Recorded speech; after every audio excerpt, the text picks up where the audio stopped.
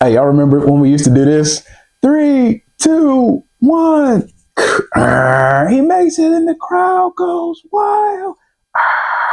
Man, we used to do that all the time growing up. Whether we were playing at the park or at the rec center or even just in the neighborhood, you just envision making that last second shot.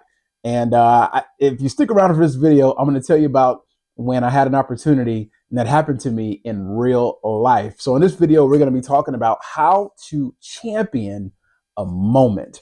If this is your first time here, I am Coach Jay. This is the Champions Pedigree, where it is all about mental toughness for young athletes. So if that's you, you're in the right place with the right person. So I was just being silly, but we would just play and just make up these scenarios because it was all everybody wanted to be the hero and make the last second shot, much like our heroes did. But in talking about this concept of championing a moment, and we make up words here all the time. So yes, championing a moment. What I mean is, when we think about the word champion, we think about it normally as a noun, right? As a person who's the top dog, who is the winner of the competition, so on and so forth. But I want you to think about it as a verb, as an action. And simply put, it means to own it, to own the moment, being super confident, being super ready, being prepared for that particular moment and owning it. Owning it. It's like the moment is not bigger than you. Oftentimes in sports, the commentators would say, well, the moment was too big, or they weren't ready for the pressure, or so on and so forth. And so that's what I want to talk about today. So I have told you guys that this is your first time here, real quick, in the seventh grade, we started our own team. My dad was the coach. I didn't get any playing time. My skill set was not as mature as a lot of the other guys on our team. And I had to earn every moment. I had to earn every time I got in the game, every shot I took, I had to earn it. Nothing was given to me. So if we fast forward to my junior year in high school, we're playing in tournaments all around the state of Texas, all around the country. And we were in our first national tournament down in San Antonio, Texas. And God, y'all, I remember this like it was yesterday. In pool play, we did pretty good. We got out of pool play pretty high. And we get fast forward to the semifinal game. Now, let me let you know just kind of what's going on. What's going on is we have 8 players and Pops. Pops is the coach. And we got 8 players. And so when you play a tournament and you only have 8 players, the rotations can get can get very interesting because we're playing, two times a day, 2 games on Friday, 2 games on Saturday, 2 games on Sunday. So we're in the semifinals, and at this point, our legs are shot. Teams were pressing us because we were short staffed, meaning we didn't have a full roster, full guys, 12-man roster on the team. So teams pressed us. They ran up and down the court to where at this point in the semifinal game, everybody's winded. I mean, the guys are tugging on their shorts, asking for water. There was just, we were very, very tired. I mean, we rented 2 minivans. One was a minivan, one was an Astro van, and we were in a motel. We stayed in a motel, and I don't know how Pops did it, but I mean, he washed our jerseys. I mean, we only had 2 jerseys, so at the end of the night, if you played in both jerseys or 2 games in 1 jersey, man, them things was funky. But with Pops would wash them, man, we would try and eat on a budget, and so we were, it was very humble. But we were hungry and we wanted to compete and do well. So when we get to when we get to the semifinal championship, it was very, very similar to the ending of the National College Men's Championship between University of Houston and Duke, to where you have a team that could not hit free throws. Like our team, we couldn't hit free throws. And the team that we were playing, We were beating them throughout most of the game. They came back in the fourth quarter because we just could not keep up with them physically. And it was a dogfight, and we were hurting. But so every time that we would get the ball, they would foul us. We were in the one-on-one, but we could not make the first free throw. And so we couldn't make the first free throw. They would come down, they would score. And at this point, they went up by 1 point. And it was probably about 30, maybe between 25, 30 seconds left in the game. They were up 1. I get the ball and I get fouled. Now, I'm hurting just as much as everybody else.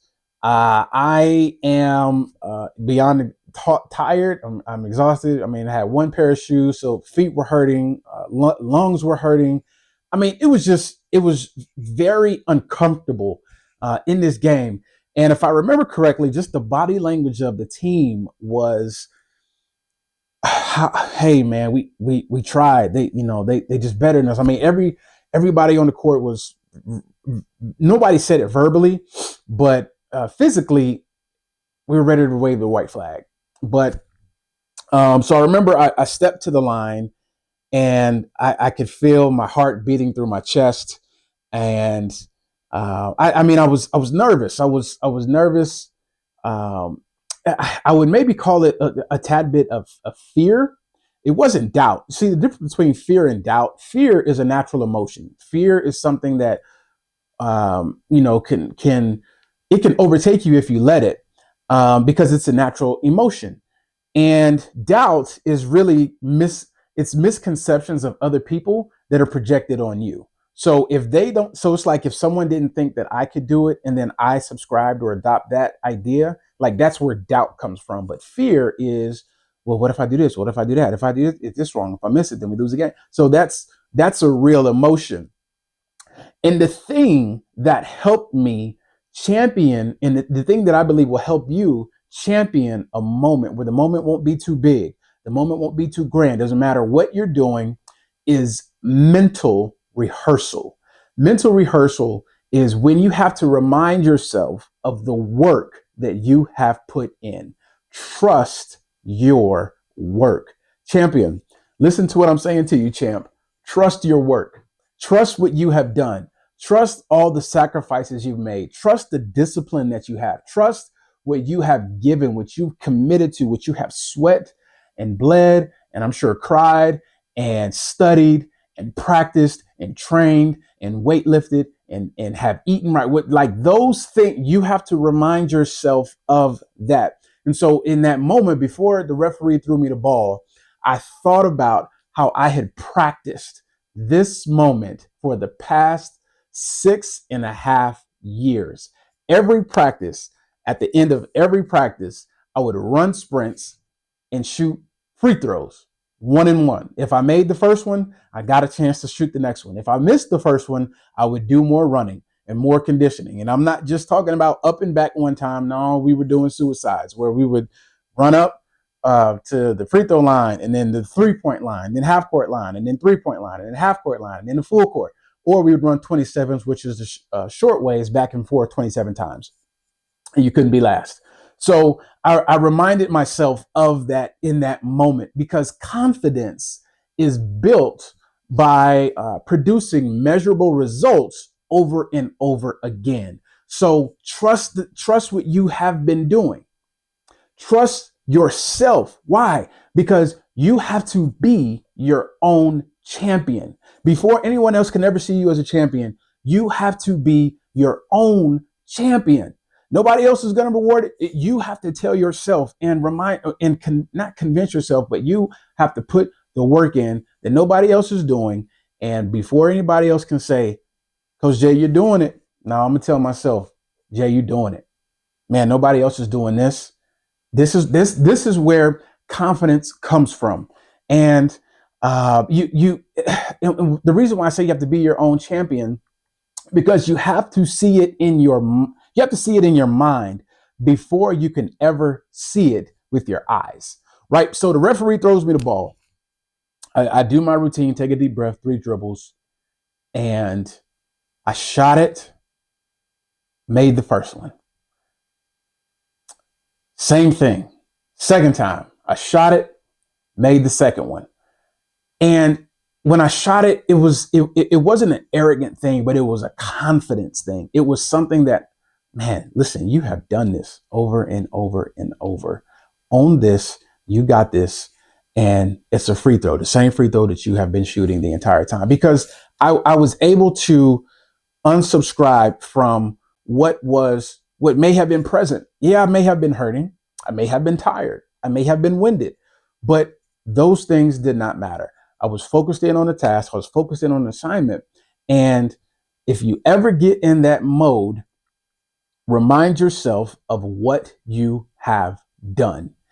Now, if you're not putting the work in, if you are not training, if you're not being a champion every day, if you're not viewing yourself as a champion each and every day, I'm going to tell you the two types of pain. There's only two types of pain. Number one is the pain of discipline. Number two is the pain of regret. Champ, rest assured, you don't ever want to feel the pain of regret. So feel the pain of discipline. So we went on, I made the free throws, and we went on to win the game by 1 point because of those two free throws. And that's how you champion a moment. That's how you own a moment and put that work in, man, day in and day out. And I don't know if it's going to take you 6.5 years before that opportunity knocks on your door. I don't know if it will or not, but if it does, it's worth it. And I can tell you, as sure as my name is what it is, man, it's worth it. Put the work in. See yourself as a champion and mentally rehearse and trust the training that you have done. Until next time, I'm Coach Jay. This is the Champions Pedigree, where it is all about mental toughness for young athletes. And I cannot wait to celebrate all of your success because you made a commitment to grow in your capacity for mental toughness. If you have a question, if you have a comment, you can drop it below. Would love to answer it. Or I have my social media handles on there. If you want to DM me, you can do that as well. Till next time, I'll see you.